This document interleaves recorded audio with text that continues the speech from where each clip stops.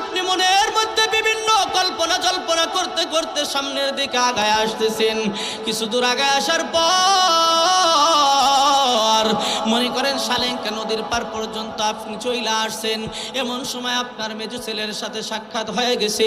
মেজো ছেলেটাকেও ডাক দিয়ে বলতেছেন, বাবা তুমি যদি আমার বোঝাটা বহন কইরা বাড়ি পর্যন্ত নিয়ে দিতা, আমার আরাম হয়তো শান্তি পাইতাম। আপনার মেজো ছেলেটা একটু ছোটর দিকে আসলে ধমকটা বাড়ে বেশি। কথা বলেন ঠিক কিনা? ছোটর দিকে আসলে ধমকটা একটু বেশি জোরে হয়। আপনার মেজো ছেলেটা আর একটু জোরে করে ধমক দিয়া বলতেছে, আপনার কোনো জ্ঞান নাই, আপনার কোনো আকল নাই।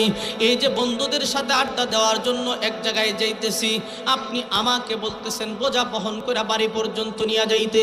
আমার দ্বারা এটা সম্ভব না, আপনি কষ্ট করে নিয়ে যান।